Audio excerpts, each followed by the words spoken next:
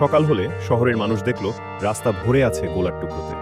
কিছু মানুষ আহতও হয়েছিল, কিন্তু আসল প্রশ্ন তখনও রয়ে গেল, সেনাবাহিনী কাকে লক্ষ্য করে এত গোলা ছুড়েছিল?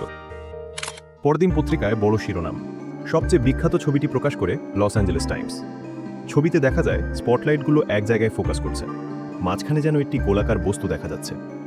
এই ছবিটাই পরে ইউএফও তত্ত্বের সবচেয়ে বড় প্রমাণ হিসেবে অনেকে ব্যবহার করে।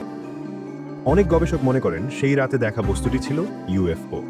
তাদের মতে গোলাগুলির মাঝেও বস্তুটি আকাশে স্থির ছিল, যেন কোনো ক্ষতি হয়নি।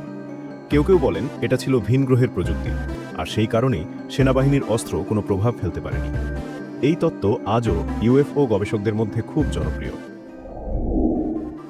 তবে মার্কিন সরকার অন্য কথা বলেছিল। তাদের মততে এটা ছিল একটি আবহাওয়ার বেলুন, আর যুদ্ধের ভয়ে সেনাবাহিনী ভুল করে অ্যালার্ম চালু করে ফেলে। কিন্তু সমালোচকরা বলেন একটা বেলুনের জন্য হাজার গোলা ছোড়া হয়েছিল, আর সেটাকে কেউ গুলি করে নামাতে পারল না। তাই রহস্য আজও রয়ে গেছে। তাহলে সত্যটা কি?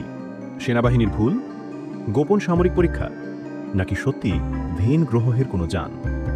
আজও নিশ্চিত উত্তর নেই, কিন্তু ইতিহাসে সেই রাত এক অদ্ভুত নামেই পরিচিত, ব্যাটল অফ লস অ্যাঞ্জেলেস। একটি যুদ্ধ যেখানে শত্রু কে ছিল কেউই জানে না। পৃথিবীতে এমন অনেক ঘটনা আছে যার উত্তর আজও অজানা। আপনি কি মনে করেন সেই রাতে আকাশে কি ছিল? ইউএফও নাকি মানুষের ভুল? কমেন্টে আপনার মতামত লিখুন। আর এমন রহস্যময় গল্প জানতে সাবস্ক্রাইব করুন রহস্যময় পৃথিবী।